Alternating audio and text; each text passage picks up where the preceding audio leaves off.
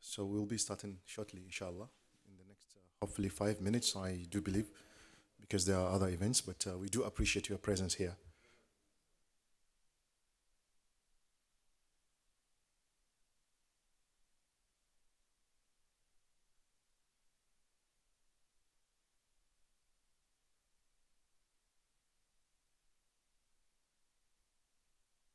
We do apologize for the inconvenience, but inshallah, the richness of the discussion will pay back, bi'idhnillah.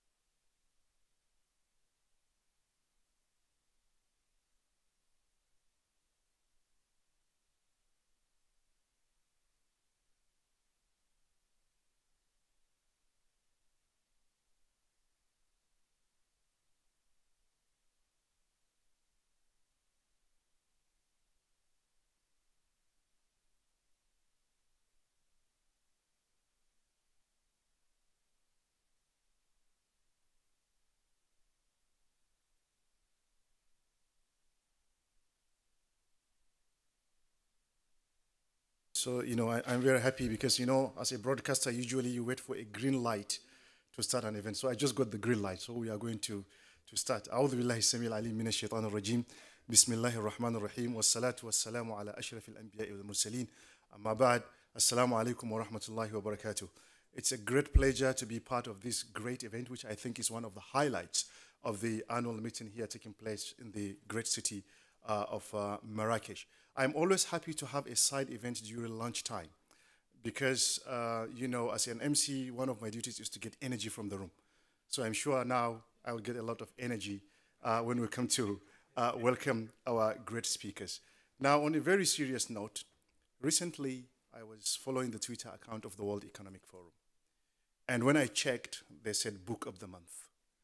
And the title of the book was Prosperity Paradox: How Innovations Lifted Nations Out of Poverty. The book was written by a Harvard professor, Professor Christensen, who is an expert on innovation, together with other authors. But when you go through the book, what is it talking about? It's talking about innovation, but how innovation creates value chains that transforms global economies. And one of the most beautiful examples in the book is about Samsung in South Korea. According to the data in the book, the GDP of South Korea is worth 1.1 trillion US dollars by 2017. A fifth of that is coming from one company. It's called Samsung. By 2015, according to a research by Duke University, because of the successful value chains created by Samsung, the exports coming from electronics are worth 120 billion US dollars. The question I want to ask now before we go, can anybody guess what was the first business of Samsung when it started? Any guess? Please, from the room. They were selling dry fish, which means that every organization has to start from somewhere. So does Islamic Development Bank, as this video will show you.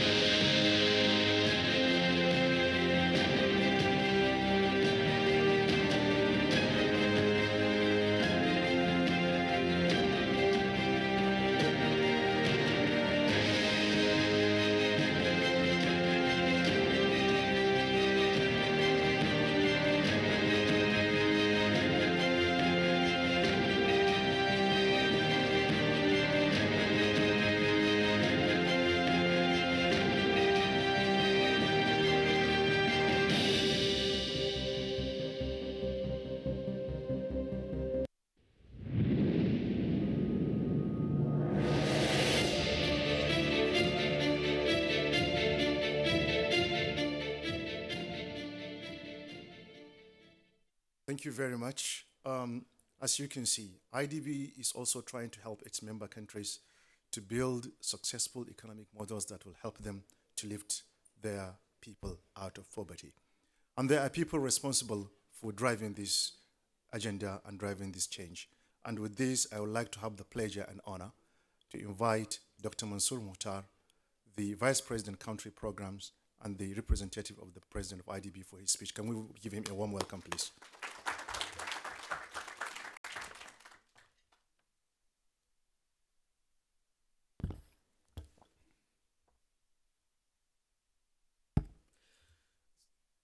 Assalamu alaikum wa rahmatullahi wa barakatuhu. Excellencies, distinguished guests, ladies and gentlemen, I would like to welcome you all to this high-level conference on global value chains. But let me first thank the organizers really for this captivating and thought-provoking video. And basically, although which I enjoyed watching, but I have to admit that it also made me worried that you'll find my speech boring after coming on the heel of this video. So I hope you can stay awake long enough, especially after the lunch. Anyway, and as I said, I would like to welcome you all to this high-level conference on global value chains. And this conference is extremely topical and timely. It gives us an opportunity to discuss a core element of our new development strategy, the global value chains, which we have adopted to assist our member countries in achieving the Sustainable Development Goals. Ladies and gentlemen, the world we are living today is rapidly changing.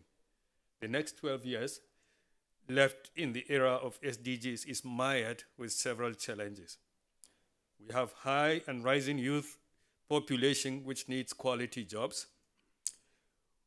We have to cope with climate and social shocks which are resulting in worsening of inequality and rapid deterioration of the environment.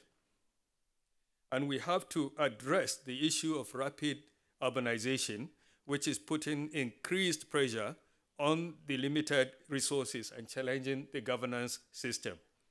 At the same time, the advanced countries are experiencing a fourth industrial revolution, which will certainly disrupt the production processes and technologies as we know them today. With all these emerging trends, our member countries face a financing gap of $1 trillion annually to meet their SDGs. This poses a question to us all. Are our member countries and development finance institutions ready to address these challenges to hail success in 2030? I humbly suggest that this would require a structural change in the economies of many member countries. It would also require a significant shift in ISDB's partnership strategy. Despite being blessed with all the resources to prosper, it's disheartening that most of our member countries are still engaged in export of raw materials and remain heavily dependent on imports of manufactured goods and services. The industrialization process in our member countries has been very slow and protracted. The economic structure has led to production of low-value added products. It has also led to rising current account deficits. And it has resulted in a lack of creation of quality and sufficient jobs in our member countries. The extent of this issue is reflected in the fact that our MCs collectively have trade deficits in 22 out of the 25 key manufacturing industries. This situation cannot be sustained if we wish to see the future we desire in 2030. And it's this realization that has led us to realign our strategy to support our member countries and to enhance their competitiveness in industries where they possess a comparative advantage. The strategy allows us to address several of the challenges that we face in our journey to achieve the SDGs. Industries are engines of growth. They create quality jobs. They provide a platform for private sector resource mobilization and engagement. They are the key to driving green growth and integrating STI while doing it. And they allow countries to integrate into global economies and become key players in the global system. Given the globalization of production, the progress that has been realized, it's clear that successful industrialization in today's era implies integrating into value chains. Countries with the fastest growing global value chains participation have a GDP per capita growth rates 2% higher than the average. GVCs also provide an avenue through which countries can industrialize at a much earlier stage of development. It is for this reason that GVCs are at the heart of our new country engagement strategies. I'm happy to note and report that our Board of Executive Directors approved the ISDB's Global Value Chain Approach and Methodology in July of last year. It is an original effort that was authored completely by internal staff members of the Islamic Development Bank. I'm proud that ISDB is using its own new approach that is unique to its member countries in rolling out our new strategy. Our unique methodology provides guidance on the key industries and products we should target in making the transformation towards improving industrial competitiveness of our member countries. It also provides insights to one of the main issues that most industrial development approaches fail to integrate. This is the power relations of firms within the global value chains. Thus, it ensures that our interventions yield sustainable results and allow effective integration of countries into global value chains. I'm also happy to announce that this new approach is now being used as a core tool in the member country partnership strategy. This year, we've already applied GVC-based approach to designing our new MCPS in 4 member countries. We have also received overwhelming requests from our other member countries to use the same approach in future engagement with them. I hope that would lead to significant improvements in the effectiveness and impact of our interventions and open up new avenues of partnership, resource mobilization, and STI deployment for transforming our member countries' economies. I do look forward to an interesting discussion by the panel today on how we can make our approach more effective and to make it work better for the benefit of our member countries. In closing, I would like to take this opportunity to officially launch our new GVC approach and related book, which has been circulated, authored and produced by our very own staff, Dr. Mohammed Faiz Shaul Hamid, Khalid Khan, Ahmed Enes Dermirhan, and Dr. Ahmed Al-Qaderi. The book, titled Making Markets Work for Development Through Global Value Chains, Methodology and Tools to Identify the Highest Potential Value Chains, is an effort of the bank to disseminate new knowledge on how countries could identify products and industries that may transform their economies through global value chains. I congratulate the authors of this book within the bank, which I believe will be beneficial to all ISDB member countries. In closing, and I want to request for a special privilege to have a photo session with them after this exercise, after the speech. So in closing, I wish the panel best of luck in deliberations, and I hope that this conference is a start to many more ISDB-led initiatives on transforming the economies of our member countries using innovative market-driven approaches. Thank you very much.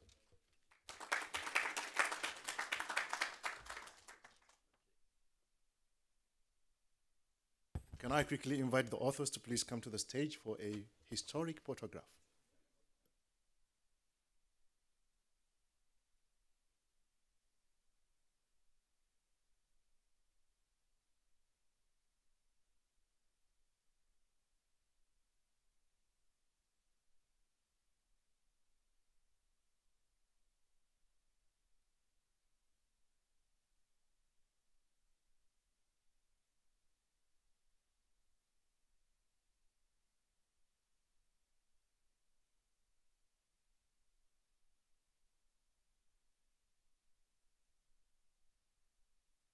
And can I utilize this opportunity as the photograph is taken to give a warm applause to our young authors?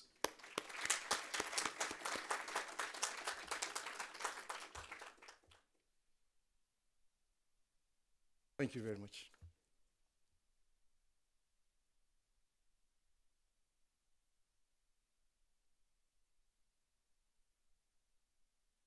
When people focus on producing knowledge, you know that the future is looking bright.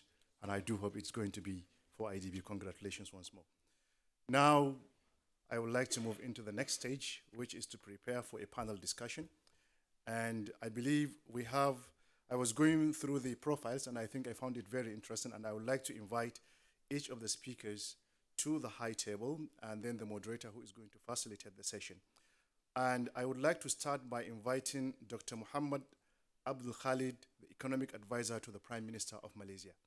If he is in the room, please.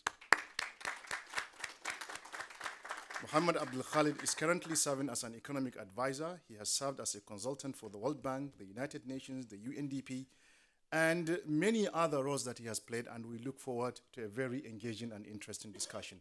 Next in the line is Dr. Martin Gardner, who is the CEO of the Gopher Consulting Group. Dr. Martin Gardner has emerged as a leading contributor in the industry over aid effectiveness, regulatory compliance, and the value commercial consulting firms and what they bring to the development community.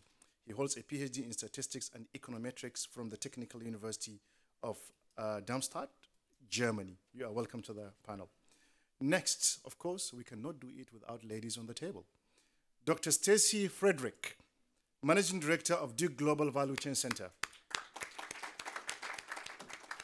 She has served as a consultant for numerous organizations, including the World Bank, International Labour Organization, United Nations Industrial Development Organization, and many more. By the way, when I was reading your profile, it reminded me of an Indian guy. I was reading his profile, and by the time you finish, you are almost 10 pages.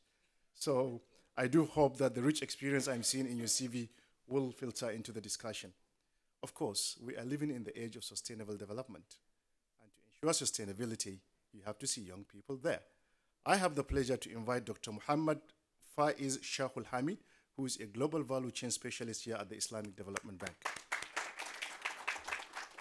He holds a PhD in economics from the University of Malaya, Malaysia, and a degree in industrial engineering from Afstad Simegrin University in Germany. So another inspiring young chap emerging in the IDB. But what I found in the panel is that there are so many economists on board. And recently I was reading a book. You know the title? Why Economics Cannot Explain the Modern World. And with this, I would like to invite the moderator, Dr. Ahmed Al-Khudri, the Director of Strategy, to come and ask the panelists how economics can explain the modern world. Thank you very much.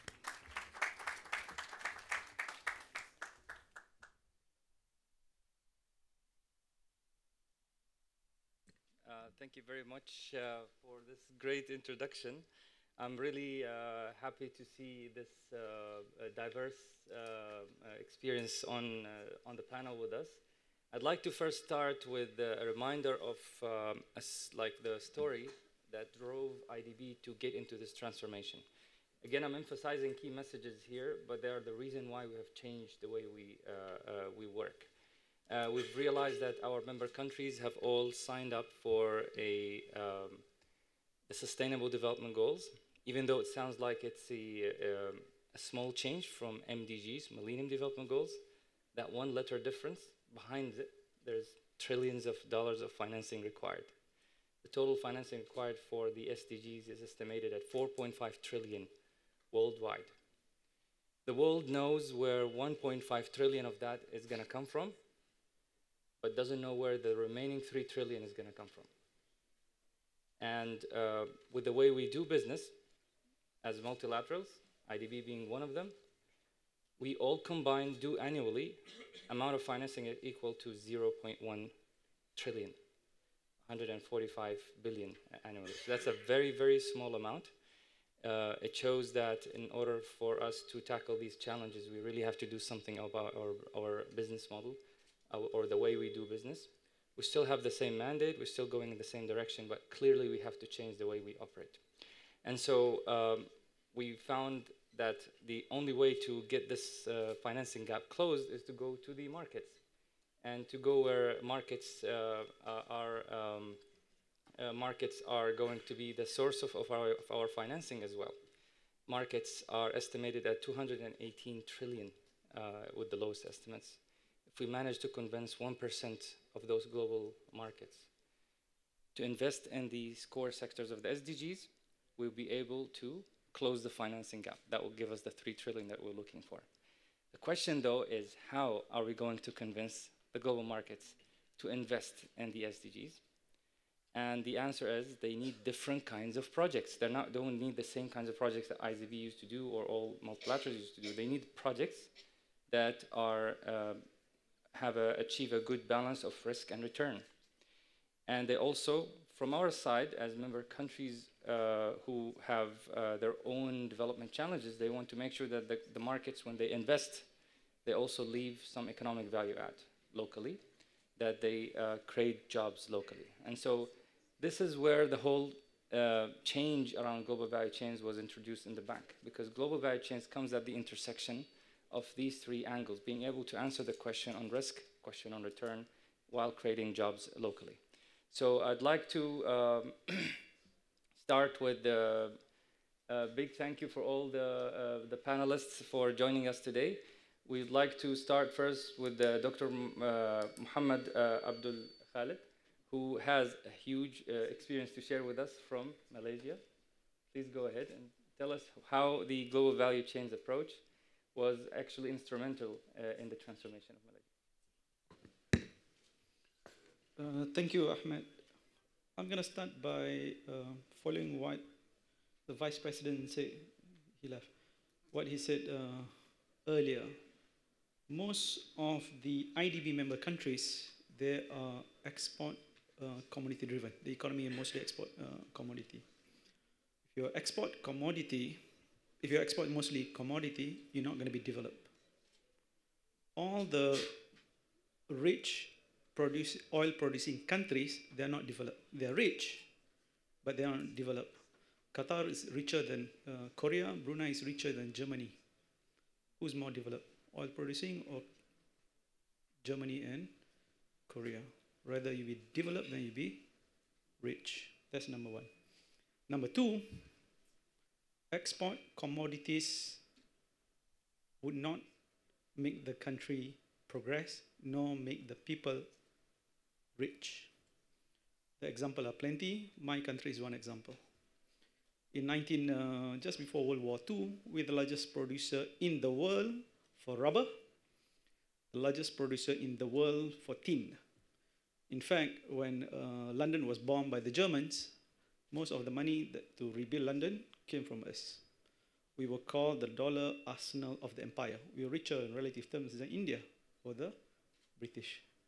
But 50% of the people were poor. Average life expectancy is 7. Average years of schooling was 3 years. We're the largest producer of rubber, largest producer of tin. British were rich, we were very poor. We shifted. We shifted our strategy after independence in 1957. Now we're one of the upper middle income countries. In fact, in GDP per capita, we are slightly below Portugal, higher than Russia. 11 years, most of the people have 11 years of education. We live 20 years longer. How do we do it? We shifted our economic strategy. We are very open economies. 130% of our trade is equivalent of 130% of our GDP. Our global value chain, we have backward and forward linkages, one of the highest in fact. And 40% of our jobs are linked to export industries, export sectors. We did a few things. One, we shifted, even among primary sectors, we were the largest producer of rubber, largest producer of tin. We shifted to better products. We shifted to palm oil. It gives you better yield, it gives you better money, and it gives you in ringgit, it gives you hedge against dollar. We are now one of the largest producer of palm oil. We were the largest, now Indonesia is the largest. Both these two countries, we control 90% of palm oil. So we shifted from low producing products to high producing products, palm oil. We also shifted from rubber and tin to oil and gas. We discovered oil and gas. But unlike other countries, we want to value add our products. We impose a very high tax of exporting crude oil, about 38%. So you better refine it in the country. Even our gas, our chemical industry is one of the biggest. So we disincentivize export of raw material. Even for our timber, now we disallowed export of timber unless you process it first. So you build factories at home. So among primary industries, we shift. And we also shift from primary industries to services and manufacturing. In 1960s, 80% of our export products were commodities. Now 80% of products are electric and electronics. We shift, and we did few things in facilitating this shift. One, we created free trade zones. We created free trade zone in 1972, long before free trade zone was popularized. The first customer that we get, a lot of problems when you create free trade zones. Number one, you create your industries. Number two, importantly, you create jobs. At the time when we decided to create free trade zones, we have a couple of issues. We have a very high unemployment, income very low, and employment among women one of the highest. So when you build factories, you invite all these electronic companies to come, we focus on electronics. That's why during 80s, when you look at the back of your TV, made in Malaysia. We invite all them to come, and we have access of labor. So women come and work in the factories. Men work, at the time women did not work. So when women work, household income goes up, poverty come down. At the time we have a term for this woman, we call it minakaran, in English, electric woman, because they come and work in the electric and electronic sector. But it solved a lot of problems. It solved unemployment issue among women. So we created free trade zones. It helped. We also, in 1986, one of the momentous moments, we enacted a Promotion of Investment Act. So when you come and invest in Malaysia, you get a lot of incentive. We spend a lot on infrastructures, not only to invite foreign firms, but also domestic firms to invest. So you create a lot of jobs. We shifted from primary products to other high-yield products. And then at the same time, we shifted from primary to... I'll speak louder. We shifted to electric and electronics. But it did not stop there. Now we shifted again. In 2000, year 2000, 80% of our export are mostly electric and electronics. 1960, 80% export of commodity. Year 2000, 80% of export electric and electronic. Now, bulk of our export is non-E&E. We shifted not only electronics, we go for downstream of our commodities. We export a lot of chemical products. So we keep changing, but it doesn't stop there. Now, after the new Prime Minister comes in, last year, we focus on a few other things. We want to focus on aerospace. We aim to be the leading aerospace nation by 2030. Malaysia to be a leading aerospace. We already have advantage. Boeing is in town, Airbus in town, Rolls-Royce in town, big companies are in town. So we said, we have all this, why don't we become leading aerospace? What do? All the incentive structures we design to benefit aerospace. So if aerospace companies, you better be in Malaysia. So we're focusing on that. We're still focusing on E&E. We focus on medical devices. A lot of medical devices are done in Malaysia. We focus on chemical. We produce a lot of chemical now. And lastly, we focus on tourism. People want to go for automobile industry. They want to go electronics. But tourism gives you a lot of advantages. It creates jobs, the multiplier is very high. One tourist come to Malaysia, it creates 12 jobs. The multiplier is very high, and it give me ringgit. Why we want to focus on tourism? We look at Japan. The income from tourism in Japan is much higher than the income from automobile industry. Automobile industry in Japan is huge. The income much bigger. We also look at Korea. Somebody mentioned about Samsung earlier. Samsung have shifted now by the previous president. They want to go to animation. They want to go to culture because they realize, the president realized, President Park, the father who developed Korea, the daughter became the president. She realized America produced Jurassic Park. The sale of Jurassic Park is higher than the sale of Hyundai car. So I'm going to forget about this. I'm going to focus on creative industry. So all the money are now in creative industry. And Malaysia, we want to shift towards that. So to answer your question, how do we evolve in global value change? We keep changing. I think I stop there. I can share later what are lesson learned for other countries. Thank you. Great, thank you very much.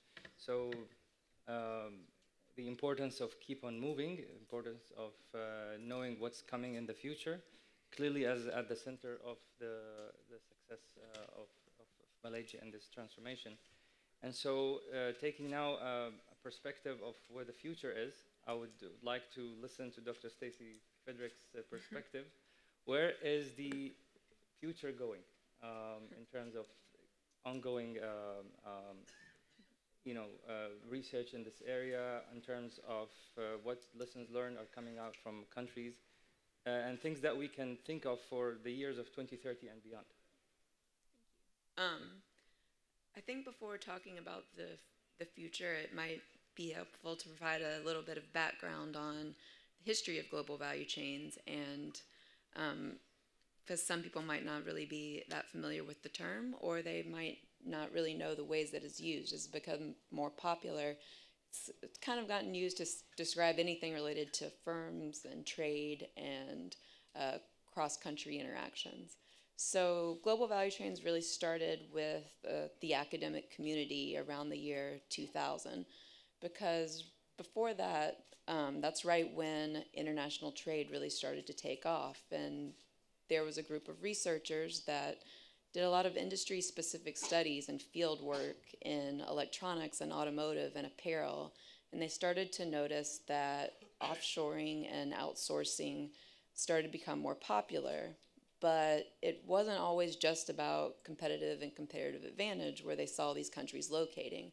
They noticed that there were other things behind the scenes that were creating these coordinated networks of firms that worked together in different ways that tended to be very industry specific. So this started what's known today as the Global Value Chain Initiative. And when the term really started taking off was around 2008 with the global financial crisis. And this is when the international organizations and the other development banks and foundations started to get interested because they saw a dip in trade. They saw rise in share of intermediate products as overall share of trade. And then there started to be these product case studies that showed that just looking at total value of products didn't really show the whole role that different countries were playing in terms of their importance in the global economy. So the World Bank and the WTO and International Labor Organization all started working with different researchers studying these things and came out with a series of flagship reports and research studies starting in the year 2010 with the World Bank. They had a book on global value chains and post-economic crisis. And in 2011, the World Trade Organization came out with the Made in the World initiative, followed by the World Economic Forum in 2012. in 2013 was the release of TIVA and Trade and Value Added to try to help with understanding how we can create better statistics to look at both production and trade at the same time. In 2014, the UN Statistics Division started a working group on global value chains to say, how can we bring statistics to more accurately look at this? In 2016, the International Labor Organization announced a project on decent work in global supply chains to bring that into the picture. The first economic development report came out in 2017, and this year there'll be a handbook on GVCs released by the Statistics Division to try to make headway in that. And from the academic community, we're releasing a handbook on global value chains that's brought together all of this work with about 30 different chapters. So this is a really exciting time for ISDB to become part of this group of practitioners. In terms of current trends, the number one that comes to mind is related to technology and IT and all the other buzzwords that are surrounding it with Industry 4.0 and automation and robotics. And kind of keeping with the trend of Korea, a lot of the work that we've done over the last 2 years has been with a think tank in Korea that approached us and to say, we have this long history in global value chains and help us to understand how we move into the service economy as well. So we've done 2 projects with them to help them see where they can move from a manufacturing industry into services and how there are manufacturing related services that can really complement what they're doing in their traditionally known industries in electronics and shipbuilding. Another key trend that we see is in emerging new markets is that demand is growing in Asia and in the Middle East and in Latin America, and countries want to know, how will this change? How will this create opportunities? How will this create new brands and new regional supply chains that can work together to meet demand that didn't exist before, as the center of gravity is not necessarily just in the US and just in the EU. How can we create opportunities in these other countries? And overdoing this, after doing this for about 15 years now, all projects now look at inclusive development as opposed to just looking at economic development. So as looking for industries that also include opportunities for local companies, for small and medium-sized enterprises, and opportunities to bring females into the workplace, as there are an increasing number of studies that do show that raising overall household income really is one of the drivers of bringing countries and the overall level of development higher. Thank you very much. So clearly we have still a lot of ongoing research and a lot of emerging trends in this area, and primarily the question comes though at this point is, how would I fit all of this in the context of a project? So if I'm doing an intervention, where do I start? These are global value chains, they're already connected. How would it be smoothly fit into the intervention of a multilateral or a development institution?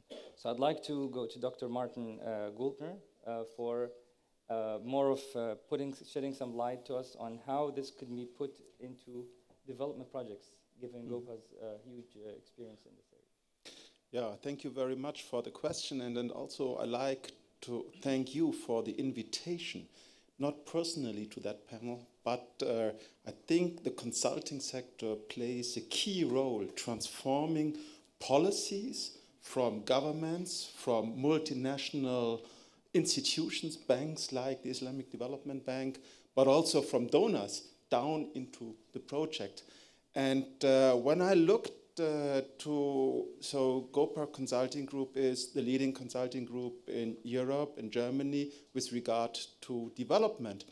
And when I was questioning myself, what is our role? I looked into our actual database. And at the moment, we're executing 1,123 projects altogether in mainly all sectors of development. And representing this projects representing a contract value of about 840 million. So looking to the impact here for the member countries of the Islamic Development Bank, around 50% of the overall contract volume, about 420 million, is the number which of the project volume related to the member countries. And so what is related to value chains?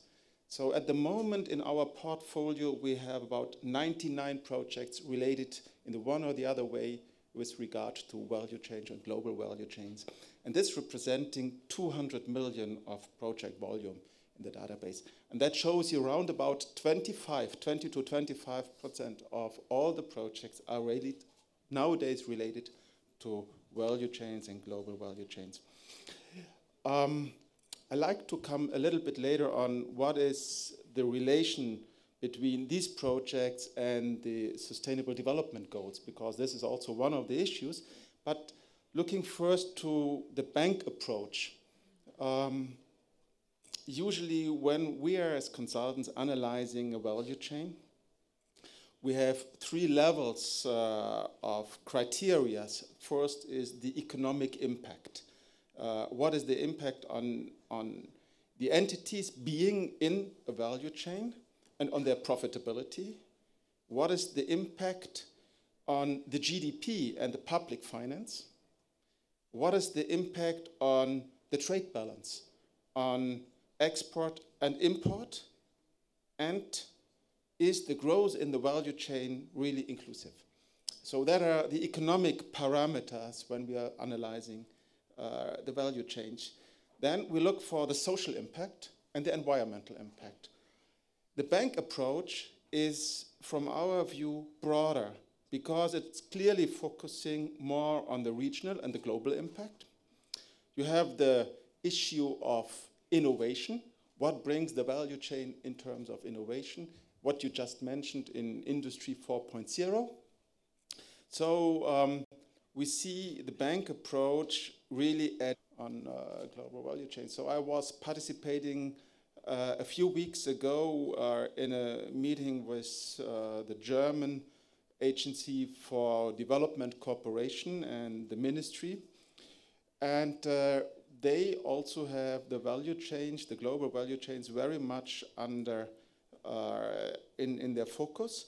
And they are looking specifically to the quality in value change. So in certification system, what is really needed on the quality, to improve quality in value chains in a very practical way. So that is their focus, but also the European Commission as one of the big players in the market. They're looking into agricultural value chains. They have really recently published some very interesting studies on that. Let me come very practically also, and it was mentioned, what is the relationship between our experience between value chains, global value chains, and the Sustainable Development Goals. And this is a very complex issue because we're all talking about the Sustainable Development Goals. And I was very practically recently in Mauritania. And on the first day, I was visiting a project in the north of Mauritania where the project is dedicated to the natural resources, biodiversity, and supporting the value chain of the fishery industry. And also financed by an international institutions. We do this a lot since many years, also supporting the country in the fishery sector. And we had that discussion recently in the other panel of hunger and supporting the development goals and that. The next day, I was visiting a project a little bit south, 100 kilometers south, where international institutions are supporting Mauritania in developing a deep sea port, bringing the coal out of Sahara and bringing this into the logistics of a global. So totally contradictory. Has major impact also to the first project because the natural resources, the biodiversity, will not go ahead as we have very close by a really big port. And we are doing in this project the energy, the transmission lines, the engineering for the energy to electrify this international port. So I would say it is a very complex issue to see what is the global value chain with regard to sustainable development goals. And we always, and this is also what I can say, we have to try beside the theoretical framework to bring down our experience in the very concrete projects, in the very concrete topics. So I have seen this in Gopa Group where we were working in value chains like in Jordan to analyze them on the textile industry. So imagine a shirt like mine, 140 steps upstream, downstream, retail, how to create value out of this and how to fit this, the textile sector into the global value chain. It's a dramatic issue. You have to analyze it and to support the industries in that chain. So I only want to say, and therefore for the mango production in Ghana or the dates here in Morocco, we did an extreme interesting project some years ago in the value chain of the date production in Morocco, how to make dates, support the date sector, to improve product quality, to store the dates, as well as to make them fit for market. And now 5 years later, when I was going to the market yesterday, I saw that the date production here in Morocco is such more on global standard. So you see the international products here on the markets. So I would say, yes, it's an important topic. Great. So in the context of applying it now to our member countries, I would assume that this complexity has its own unique flavor, and I'm sure we had a number of pilots that have been led internally within the bank by Dr. Faiz, and I'd like to hear, in applying all of this to our member countries, what is your first reaction to the perception of the countries to the approach from that perspective, to the fact that they feel there is a need for this change? Was it difficult to convince? Was it more of a solution for a problem that we've been looking for? Assalamu alaikum and very good afternoon. Thank you very much. First of all, when we started to talk about global value chain in the bank, we started to think about, we took a few steps backward to understand what was the problem that is unique to 57 member countries of IDB. So when we looked at the economies of most of our member countries, the common trend that we saw that was very alarming was number one, the increase in trade deficit, the over-reliance on imports, especially in manufacturing goods.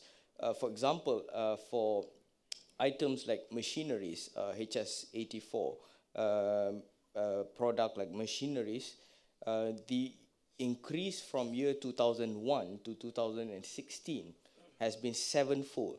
So the trade deficit of our member countries, 57 member countries, from 20 billion trade deficit, it has increased to 140 billion, and it's increasing further. So on one side, we have manufacturing industries. Besides the machineries, we also have transportations that we import a lot, and also other materials that are basically the raw material of these products are build or extract, reduce our comparative advantage in terms of transforming it to products of downstream. One example that I would like to give is to give not an academic kind of word, but like it's more of in a general perspective. Everyone knows about electric cars. Today is a buzzword. We talk about electric cars, and then we talk about batteries. Batteries that go into electric cars today is a huge market that is growing. And one of our member countries that we have done our pilot is Gabon. In Gabon, we found that manganese, which is one of the key components of electric batteries, is where Gabon has got the highest quality manganese. However, a battery that's sold for a car costs $400 per kilowatt hour. And Gabon only gets a fraction of it, which is $8. Why does Gabon only get $8, whereas all the material, raw material, is actually sourced in the country? So these questions is where we found a solution where global value chain is the way where countries can start to understand the global market rather than just focusing on exporting the raw materials and transforming them to more downstream related products. So this transformation requires an additional input to countries. So when countries do industrial policies, for example, they look at macroeconomic and sectoral analysis. But what's missing in most cases is the understanding of firm relationship. Why do one firm want to buy from another firm? Today, we are in a very globalized world where trade between countries is more of a transaction. It can be a transaction because it's just like your bank account. You have a bank account, you have a transaction, debit and credit. So import and export is more of a transaction. But what actually drives the economic growth of a country is the value add that the country is able to gain out of those transactions. And when we looked at the whole framework of global value chain in the perspective of our member countries, we felt that there is a need to develop something original in the bank. And that originality started with looking into 3 dimensions of this global value chain framework. I will explain in the next rounds on the book itself. But in general, the intuition and also the reason why global value chain was selected was to solve the problems of the member countries, and it's very unique for the member countries of IDB. Thank you. Okay, so so far the picture looks rosy. Can I get to the ugly part? Let's go do some challenging and try to understand why this approach is better than approaches before. Can I, for example, start with you, Dr. Mohammed? You have mentioned the experience of Malaysia, and it's something we can share with other countries. Were there, in addition to the positive sides of this transformation, were there any costs?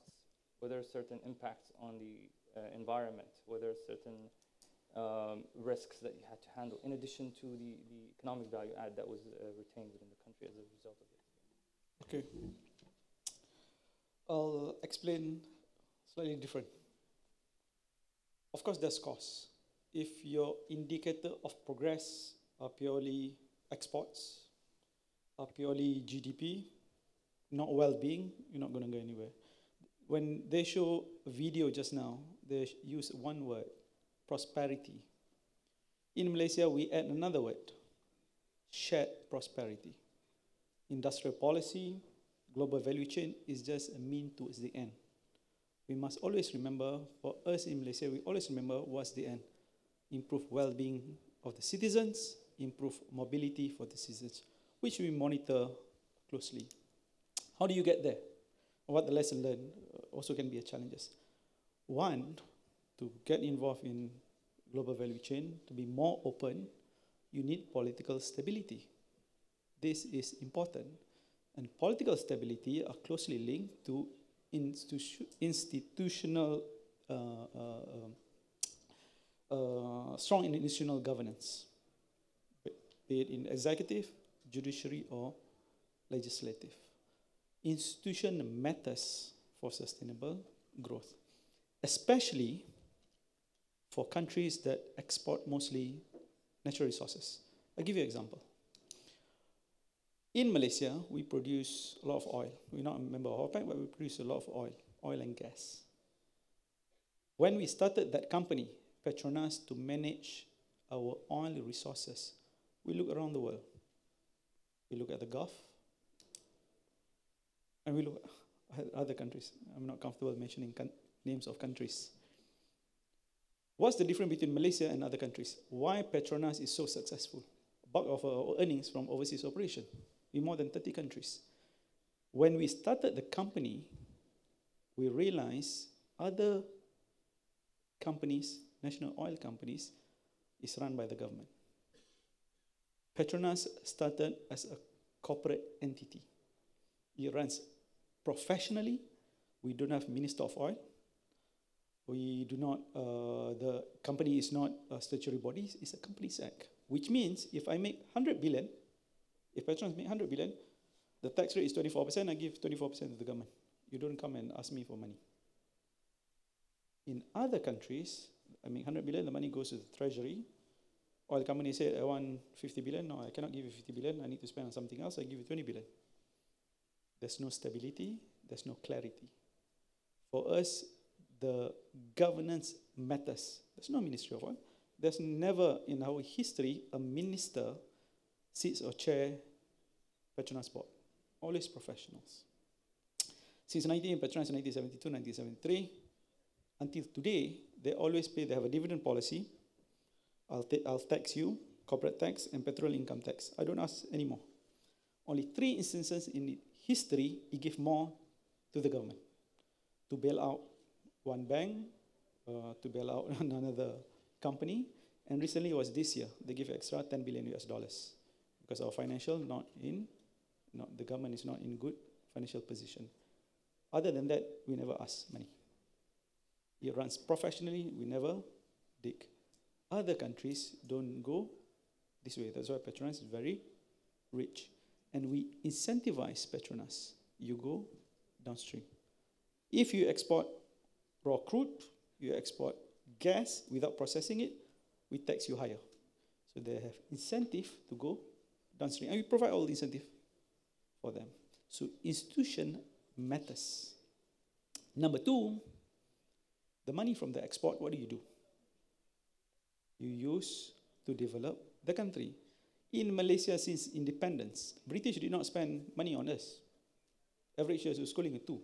There's no secondary school for the natives in local language. They don't spend. We give a lot to Britain. They didn't spend on us. So what do we do with all our money? Every year, without fail, these 2 industries, these 2 sectors, we give the most. 1/3 of our budget every year goes to education. 1/3. Another 10% we give to health. So almost half already gone for education and health. Only 5% spent on defense. We don't spend on defense. Other countries, especially oil-producing countries, they'll go the reverse. So focusing on the people matters. Fiscal policy also matters. We do not borrow. We have our own law that says I cannot borrow, the government cannot borrow more than 50% of our GDP. And I cannot borrow, that's rule number 1. Rule number 2, fiscal discipline matters. Rule number 2, I cannot borrow for operational expenses, which means I cannot borrow to pay you salary. I cannot borrow to give subsidies. I cannot borrow to pay my interest. Or I cannot borrow to give grants. I can only borrow for developmental expenditure, which means I can borrow for investment. I can borrow to build schools. I can borrow to build roads. I can borrow to build ports. Number 3, I cannot borrow in foreign currency. I kept at 10 billion US dollar. In Malaysia, we don't borrow from foreign currency, which means you need internal sources. We save a lot. One of the highest savings rate in the world is from Malaysia. From my salary, 1/4 is gone for savings. I have to contribute to Provident Fund. Our Provident Fund now is one of the largest in the world. In Asia, it's second or third after Japan and Singapore. For savings. So before I can do anything, before I go and spend, the government save for me, number one. So I have huge savings. So when I want to build roads, I issue bonds, my own people would borrow, which means the government borrow from the citizen. No currency exposure, and you give good yield to the people. Number two, our Provident Fund is so strong. We also use, which Muslim countries fail to do, Hajj. One of the most disciplined or organized Hajj pilgrimage from Malaysia. Because we mobilize savings, we realize people before they go to Hajj, you have to save 30 years. And where do they save? Under the pillow. In 1960s, the economic professor is a royal professor. He wrote a 2-page proposal, the economics of Hajj. He said because people save for Hajj, some people borrow, they come back from Hajj, they're poor. Let's mobilize the savings. So when you collect all the money from the Muslims, you become rich. What do I do with the money? I invest. So you become one of the richest Hajj entities. So now you manage about 70 billion ringgit. So we have a few domestic saving institutions. And how do you encourage people to save in Hajj? First, it was quite ironic because the guy who set up the system, the Muslim was quite worried. I save, then I invest, it becomes interest is haram. So what do you call it? He called a sheikh from Al-Azhar to need air cover. So he said, the sheikh, I want to do this, and I'm not going to call it interest. I'm going to call it hibah, gifts. If I make more money, I'll give you this. The sheikh called him. He told me the story. Sheikh called him. He cannot walk. So he called him, the sheikh, and he gave him a hug. He said, I only regretted that you're not an Arab. This idea should come from an Arab. He's a Malay guy. He called hibah. And the second, what he proposed at the time, the money from Hajj, if you save 1 ringgit, 90 goes for Hajj, 10 you save for your education, but we didn't do it. But the government make it easy. From my salary, I have to pay 25%, I contribute 25% to my Provident Fund. I can also tell my company, now deduct 10%, go for pilgrimage fund. Easy, I just do one time. So it's ease of contributing. Now it's become one of the richest. When you have all these institutions, your fiscal policy, your savings policy, you don't need to borrow from outsiders. And you don't have to borrow, mostly we like to borrow from Western countries. You don't have to do that. We borrow from ourselves. So you reduce currency risk, you reduce being, for lack of better word, neo-colonization by the donors. So we do that. Fiscal policy matters. Trade policy, always open policy. One must always maintain a trade policy. Finally, what is important to be integrated? Institutional matters, fiscal policy matters, trade policy matters. Good leadership. Leadership with moral values, moral courage. In 1980s, Malaysia, to be developed, to go into global value chain, we introduced one policy, look east policy. We look at Japan, we didn't look at UK. We didn't look at America, we didn't look at Germany. We said look east policy. Other countries, they look west. We said no, let's look east, because it's become very successful. And not only learn how they become developed, but also learn moral values. Japanese, when they fail, what do? Harakiri, cut the bowel. We did not, of course, we did not do that. Because failure of shame from failure matters. So you want to do the best, which means good moral values matters. We, after the new government comes in, we want to strengthen this, and this is applicable to many countries. New government come in after Dr. Mahathir won the election. 60 years of one government change, one party rule change. One of the first things that we did, we announced all government-linked companies, many oil-producing commodities entities have a lot of government companies. Now, all the CEOs and chairmen and board members of all government-linked companies must be from professional group. Cannot be politician. Not even one politician allowed. It has to be run professionally from the trust of the people. So all the government-linked companies in Malaysia now are run professionally. And it's all run like corporates. And this is the government is the best. You done well, just collect 24%. No other business can do this. So you need right people, good governance structure, good fiscal policy, fiscal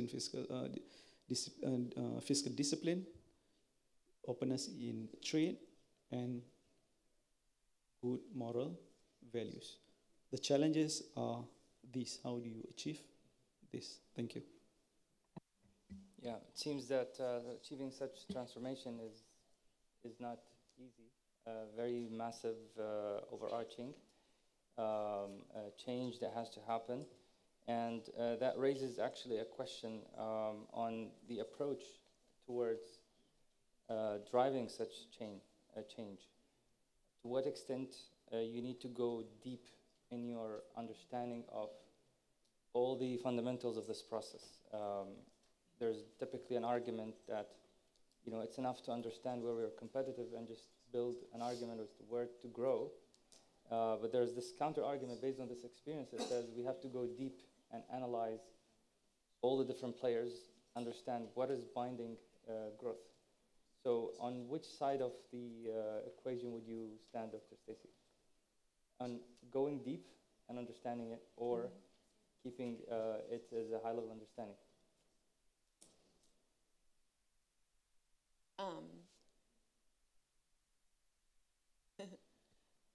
I think, so having had, I feel very fortunate to have had the ability to work on mapping value chains in over 50 different industries in over 40 different countries, and really thinking about what the benefit of that is for countries has been to really be education and capacity building on how all industries are different. And the global value chain framework is a way to show at how an industry works at the global level, and then how a local or a national economy can fit into that. And it's very nuanced, and it's very it's very complicated, and it has a lot of steps involved. And the value chain framework breaks that down into 4 different areas that I think really makes it easier to understand all of the pieces involved. So the first 2 things that it always looks at is that it starts with building the structure of what a value chain is. So it starts with input, output, and geography. And one way of thinking about that is to really start with the supply chain, and then go to the value chain, and then go to the global value chain. So the first step is to say, okay, what are the actual processes and the products that are made in the input-output model? What do I buy? Who does it go to? And what are the logistics needed to get to the next step? Which can be complicated in and of itself, and there can be thousands of stages in that process. Then you go into, so what's a value chain? And this can be the hard part for people to understand, is because there are companies that are providing services and marketing and branding and retail that don't necessarily come up in the data as manufacturing companies, but these are really important companies in the chain, and they're not necessarily your immediate buyer, supplier. They may be several steps down the way, but you need to know who those companies are as well, so you know where you're trying to move into. And then the global value chain aspect of it really brings in trade, and understanding that making products for the international market may be very different than making them just for your country or the regional market, but understanding all of those different players and how they interact with each other. The objective is to provide this blueprint for what everything looks like. So if you have input and output and geography, I guess, as the structure, the next question is to say why. So what are the things that influence where these things are happening and why that tends to change over time? So in academic work, we use the word governance. And all practical purposes, it's the idea of saying, okay, where's the power in the chain, and what can I do to, who are the powerful actors in the chain, and how do I become involved with them? So this starts with what we call lead firms. So in every different industry, as I was saying, it's not always just the person right downstream from you. It can be all the way at the end, is saying, who adds value to this product? So in the apparel industry, it may be someone like Nike or H&M that owns no factories at all, but they actually dictate not just their first-tier supplier, but their second-tier supplier and their third-tier supplier, where in some cases they specify the zipper manufacturer or the person that's going to sew the pockets and the yarn. So it's not just about identifying, okay, if I make yarn, who am I going to sell the fabric to? It's about saying, okay, my yarn is eventually going to go into a Nike garment, and I have to become specified and be on their approved product supplier list. So understanding who those people are that are very far removed from small countries that they may not be able to interact with is seeing that there's a pathway to get there, and that you need to understand who those companies are and becoming part of their networks, because that's really kind of the behind the scenes of being part of a global trade network. And these companies not only have power just because of their market share, but then they also set standards. And there's all kinds of different standards. There are private standards set by the companies, and then in other industries, such as aerospace, you have product-specific standards that are related to safety and security. And in other industries, you have voluntary standards that show adherence to social and labor compliance or environmental certifications as well. So being able to meet those standards can be a barrier to entry, or it can just be what you need to understand in order to become part of the global trade networks of these different companies. And there can be different standards for every country that you want to move into. There can be different ones for slightly different products, or different buyers may have different standards as well. So understanding all of that information is really how you become part of these global value chains, and educating people on what that is and how they get to where they want to be to not only enter, but to continue to upgrade and improve their position is one of the largest benefits. And from a country perspective, we also find that when we do more than one GVC study in a place, it's very useful, because countries start to often use the skills that they learn in one industry to transfer into something else. And they may be things that you don't always think about. So countries that enter in apparel, often women have dexterity with sewing that can be used to transfer into medical devices, or in the same way, using your hands to make wire harnesses. And in other cases, there's raw materials that can be used across different products that you may not think of from the onset, but once you start realizing it. So manganese is a good example as well. 90% of it goes into steel, but there's 10% of it that goes into these other much higher value added products. So as a country, helping them to say, well, do I want to be in this commodity, or if I have a very niche product, how do I move into something that could ultimately lead to better gains for my people here? So, question now to Dr. Martin. To what extent you're seeing the need for this, keeping this comprehensive approach from the experience that's emerging with the work that has been done so far in the member countries of IDB? To what extent the challenges are so vast? To what extent we have the institutional configurations ready? How wide are the value chain programs coming in terms of sectors of coverage, areas that will be needed to cover one value chain? Yeah, we are involved here at the moment in the value chain analytics to Gabon, and you just mentioned the issue of the manganese sector. From my view, it is, the value chain gives, to understand the global value chains, give a huge opportunity for the member countries of the bank.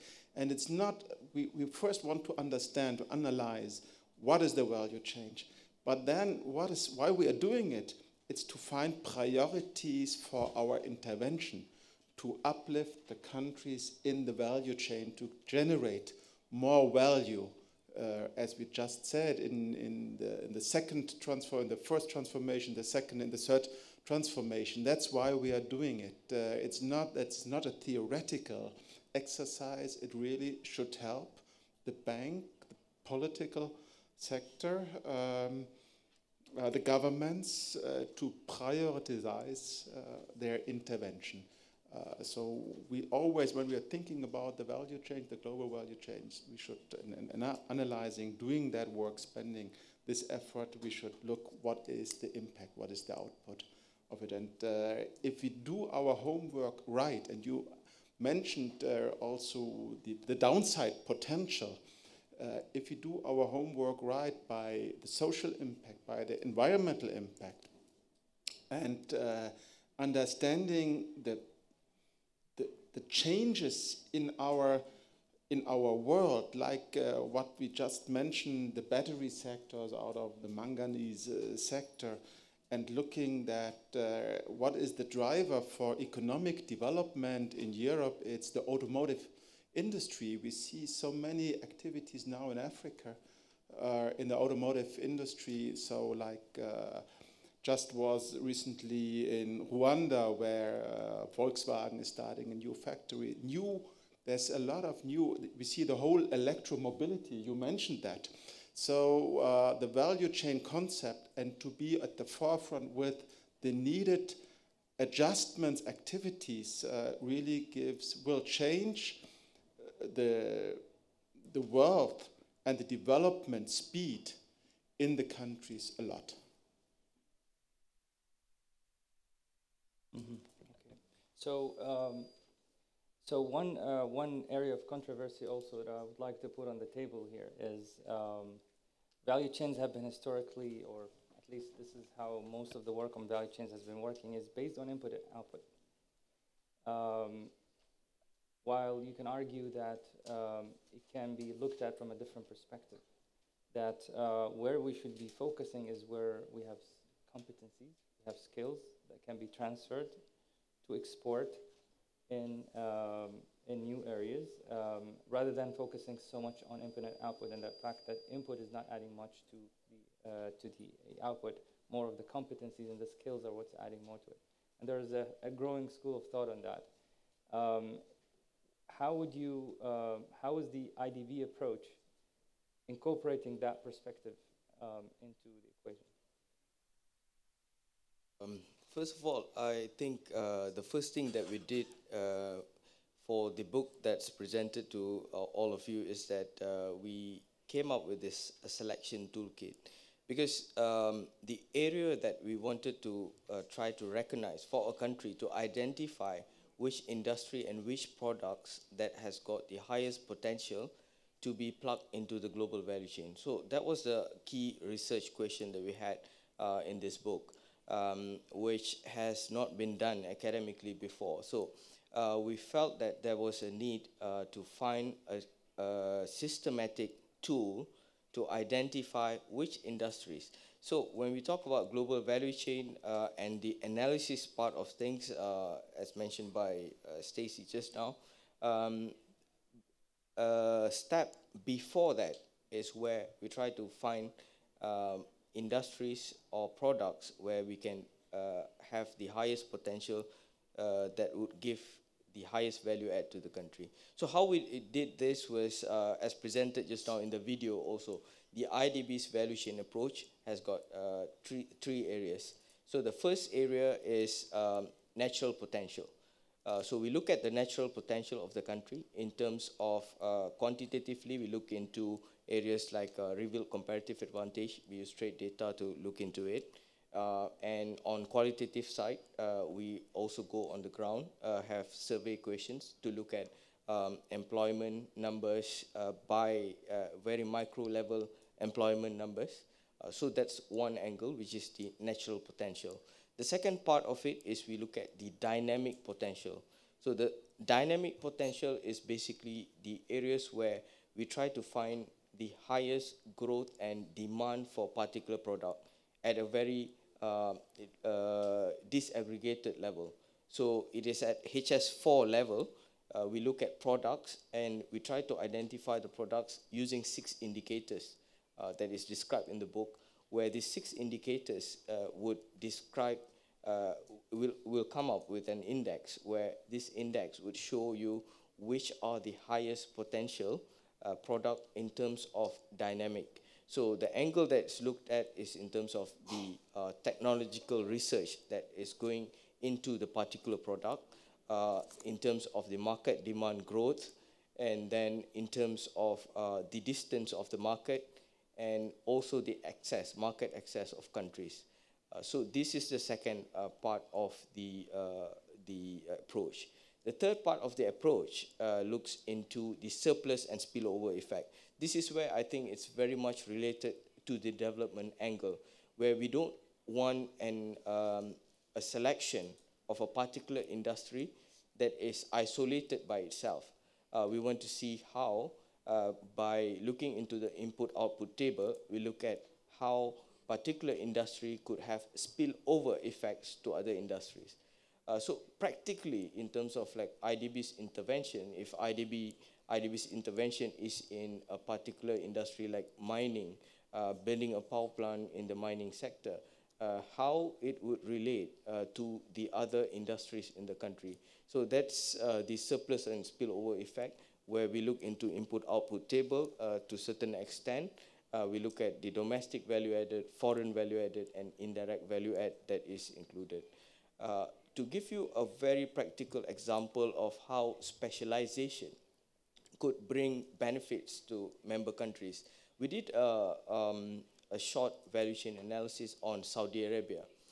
Saudi Arabia is one of the highest exporter of product ethylene and polypropylene. So ethylene and polypropylene are mainly used in like plastic sector mainly, and what Saudi Arabia does is they just export this raw material, which is used completely globally in different markets.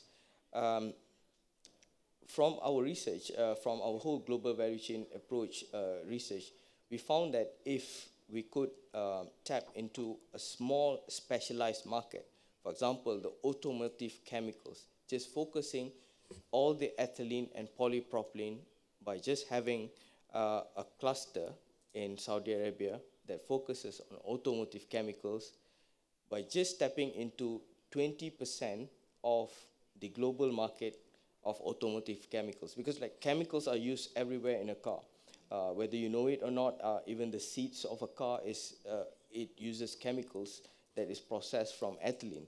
So if you tap into that market, you'll be able to open up a market of 57.6 billion, where the country is right now only exporting 11 billion of ethylene and polypropylene. So a higher value add in specialization in automotive chemicals could open up a bigger market, and also it would create, secondly, a huge opportunity in terms of job. The jobs that are created are also of higher income and requires higher skills as well. So the way that IDB looks at it is we look at the whole value chain from end to end. How do we, from the raw material up to the level of the product being exported? So that's one example. And one last example that I'll give is in Gabon. We had, in the timber industry, we found a very special species of wood that is not available in any part of the world. It's called okume. Okume is one of the best wood, and it's the lightest wood. However, people in the world, in the global market, don't understand okume. They just regard it as any other wood product. So it's categorized and standardized like any other wood product. it is actually there's one wood product in Malaysia which is called meranti. So it's the same price as meranti. However, the characteristics is more special than meranti, and it's lighter than meranti, which in research, the use of okume they have done like advanced level of research that it can be used in aeroplanes to reduce the weight that is used like in some wood paneling materials in aeroplanes. So by tapping into these kind of areas of specialization, countries would be able to move into higher value-added exports and produce higher value-added products. So this is the whole idea of IDB's global value chain approach, and also the selection toolkits allows us to look into specialized areas. Thank you. Thank you very much. I'd like to shed some light on this latest emerging trend, this protectionism, and how it's going to affect the whole work on value chains, how it's going to affect even global value chains. You know, naturally, or common sense says you have one of two approaches. You either go for import replacement as a way to cope up with the growing protectionism, or create alternative markets that seem to be outside of the polarized part of the world. Which one would you promote? And this is a question to all of our panelists. I would like to hear your view on this. So starting with Dr. Mohammed. I'm so glad you raised this issue. We talk about global value change, be part of the trading system, but the prerequisite matters. The prerequisite is that trade must be fair. Trade currently is not fair. I'll give one example. Malaysia and Indonesia produce a lot of palm oil. Now, we cannot export to Europe. They want to protect their own industries. They acted discriminatively towards our own products. We have huge downstream. A lot of people depended on palm oil. But they said, you cannot export. We want to participate in global value change. Europe said no. And this is not the first time certain countries use discriminative behavior against weaker countries. Before, in Malaysia also, the natives want to switch from paddy, which is low yield, to rubber, high yield. The British say no, because they control rubber in Malaysia until we took over. Even in India, they produce, the women are quite good in waving the, how do you call it, the yarn, using their thumb, better than the one in England, in Newcastle or whatever the place. What the British did, cut the thumb of the woman in India. They literally cut the thumb. Discriminative behavior. How do you ensure trade is fair? That's where regional groupings matters, such as this. But data shows we don't trade among each other. We rather trade with others. So the prerequisite for global value chain to be a productive member of global trading system, the system must be fair. The system is currently not fair and nobody open their mouth. That's number one. Number two, I want to go back to the issue, maybe this is the last time I'm going to speak, before time is running out. I think it's important to say this. We heard about Gabon producing, I cannot pronounce the product they're producing. For the electric manganese. It reminds me of Botswana. Botswana is the largest producer of diamond in the world. Yet 50% of the rural in Ghana, in Botswana, live in poverty. How do you ensure the products that you have benefit society, benefit the country? Inclusive policy matters. I'm not saying that Malaysia is great, but we did a lot of wrong things, but we did a few things right. In 1971, we initiate a new policy, new economic policy. Two objectives. One, reduce poverty from 50% to 17%, now poverty less than 1%. Second, restructuring of society, which means no one should be left behind. SDG just started a few years ago. We started in 1971. Especially, inclusive growth matters, especially for countries that are multi-ethnic, multiracial, and multicultural, which is Malaysia. We have Indian, Chinese, and Malays. Over lunch, you get a problem. Malay doesn't food non-halal, cannot eat non-halal. Indian cannot eat meat. Chinese can eat everything. It's going to be difficult. But we manage because we realize, and that's how it explains how we managed to move up. Political and social stability social stability matters. This only can be achieved if everyone benefited, which means terms like affirmative actions must be deployed. But it cannot be deployed permanently. It must be deployed effectively and with certain constraint, which we did. During independence, the poorest group were the majority compared to other countries. Not far off. There's only two countries that have this experience, Malaysia and South Africa. The majority are the poorest. So we initiate policies. How do you ensure growth is inclusive? If you don't address this, you're never going to become prosper. That's my answer.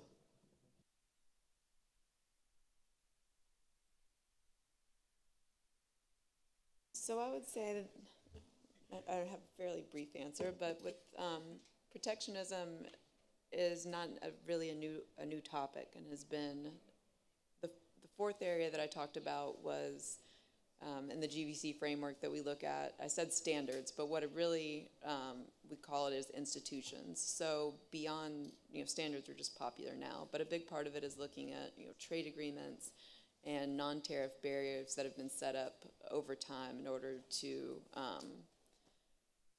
different countries for and against other industries. So my background and how I came into this was actually studying the textile industry, which has historically been one of the most protected industries starting in the 1950s and still is today.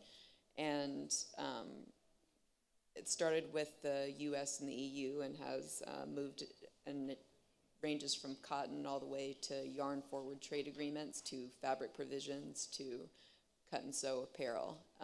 And apparel still has one of the highest tariffs, as it's about 12% on final trade goods. So it plays a big role in which countries participate. And the makeup of the countries that you see today actually has a lot of historical precedents in countries that had quotas and countries that did not have quotas. So and then with current, and with the anything new that comes up, what you saw is that companies are resilient to this. They've always known that there are going to be trade disputes that come up, and they find ways to circumnavigate that by setting up different plants in different countries around the world. And a lot of times they can fairly seamlessly shift production just to another factory to take advantage of whatever may be going on from a short-term perspective or a long-term perspective. So I think that companies have a way to navigate around it, and I think to some extent it'll always be there. So, thank you very much. So, in 1 minute, if we can hear your perspective as well, and hopefully close this. Leave a market is never a smart answer. I think you mentioned regional alignment. To grow a market is an important answer. Finding the right market niche and innovation. Maybe this is the key answer to that issue. You have to be ahead, and you have to move from a commodity to an innovative product, which is all needed in other markets. And one final perspective from you, Faiz, in 1 minute. Yeah, my view is that the issue that we face is selective protectionism.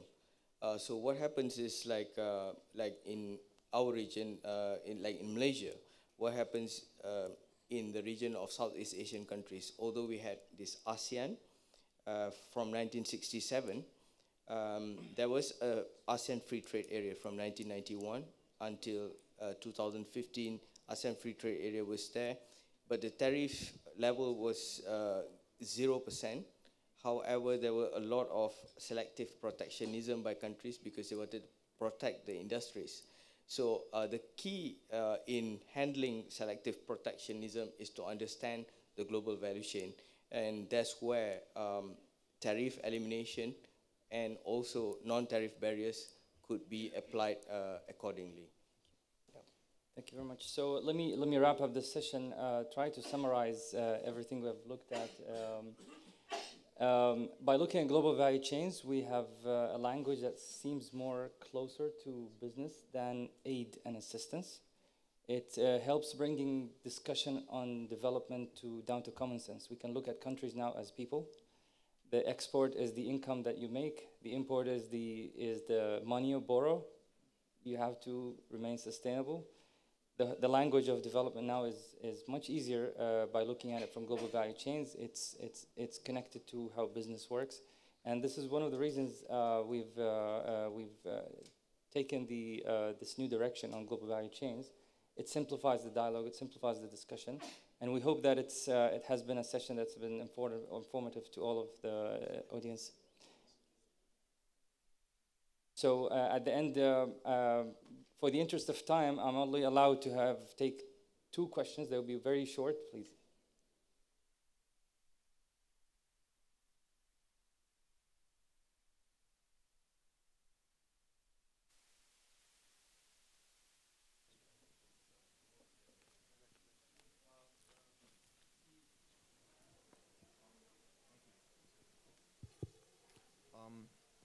See, many of our member countries suffer from various levels of fragility.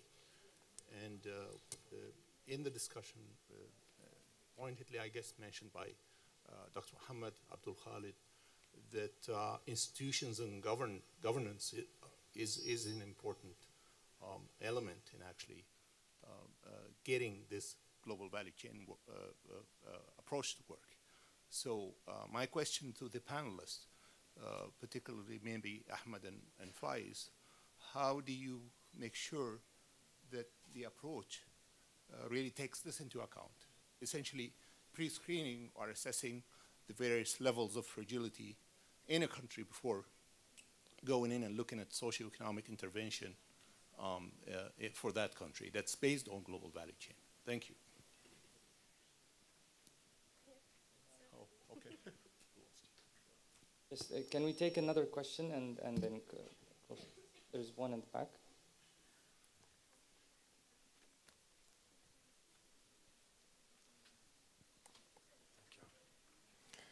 Hello, good morning or good afternoon.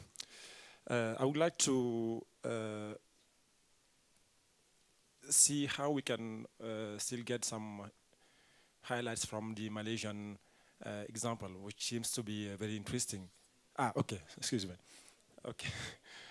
When it comes to dealing with natural resources, we always see some kind of conflictual dimension between countries' interest and companies' interest. In the case of Malaysia, what was the basis that could pave the way for the success that you've been referring to? So that would be interesting to have some highlights on that. Thank you.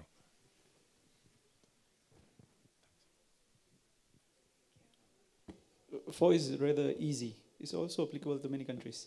Natural resources belongs to the government. Oil belongs to the government, not individual, not the ruler. It belongs to the government. So when you put the governance structure in place, it works. Same like other resources, palm oil or rubber. Before it belonged to the British until we took over, and it belongs to the people through the mutual fund, trust fund. Most government-linked companies own that company. When you have a governance structures in place, a correct incentive system, it will work. In short, because he asked me to answer quite short. Yeah. So does anybody want to take the other question? Or I can quickly react to the question of from the floor. In the context of fragility, the issue is not only the fragile context, but also in countries where there's no fragility, there are certain sectors where feasibility of change is almost impossible. And so in order to do it in a practical way, we have to be realistic. We have to start where we see a higher feasibility of change, where institutions can be moved, incentives can be found, can be created to align the players within a value chain. And so practically, the bank is conscious of the fact that certain value chains are going to be, very difficult to change. They are not, even if the data shows that they're the easiest to tackle, the most competitive, but there will be practical other considerations that would allow the bank to be more practical about it and move in areas where there are quick wins to achieve in given countries. So just one last question and then we will close the session. Please go ahead.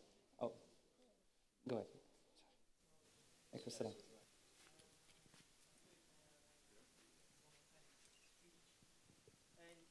Hello? Sorry. Hello? Yes. In your opinion, Professor Muhammad Khalid,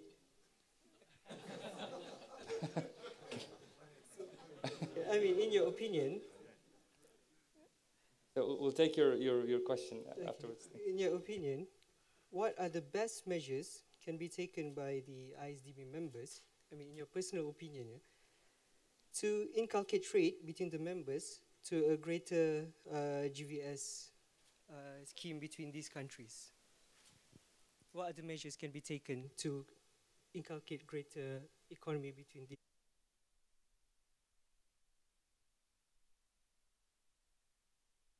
We take the other last question, please, over there, back. Hello. Yeah. Is this working? Hello.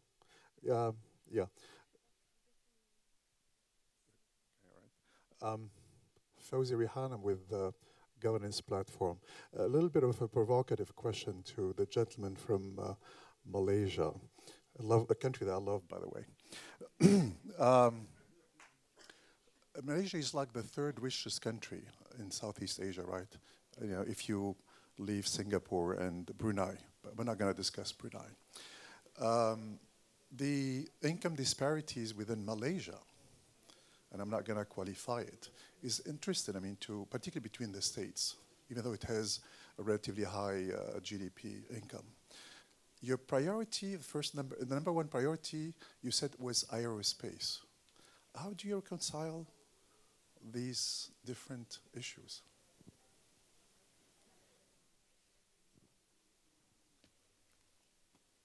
I answer?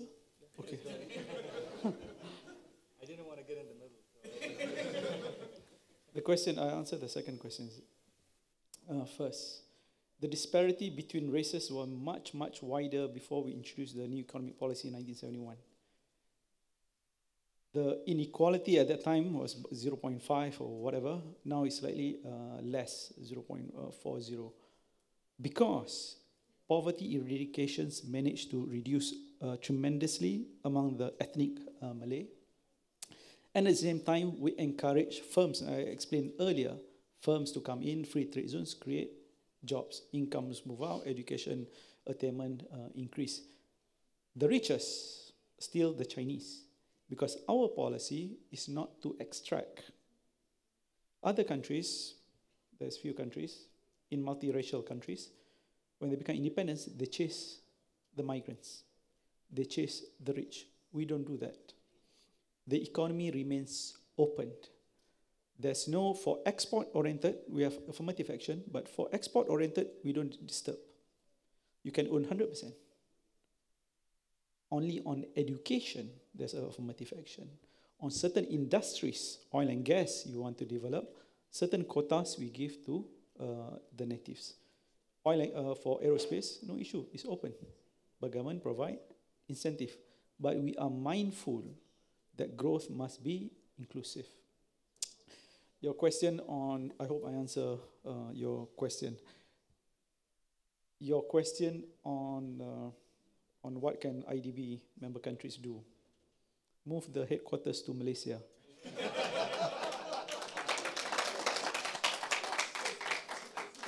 With that, I would like to thank all the all the panelists for their contributions. And thank you all for your attention and focus. I hope this session was very informative for all of us. Thank you very much. Well, by the way, I'm sure everybody here knows what is called the Chatham House rule. So the last idea of moving the headquarters remains a Chatham's. It doesn't go out. Anyway, thank you very much for being here.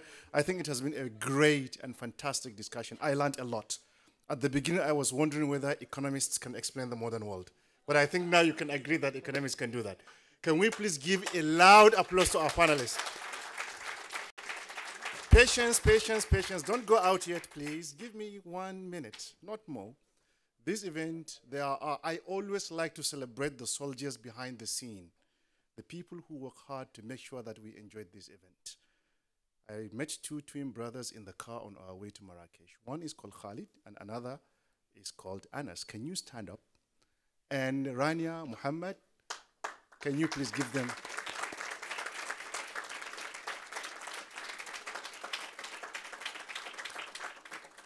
Thank you very much, and I'm sure there are so many questions to be answered. We can have a value chain Q&A outside here. Thank you very much.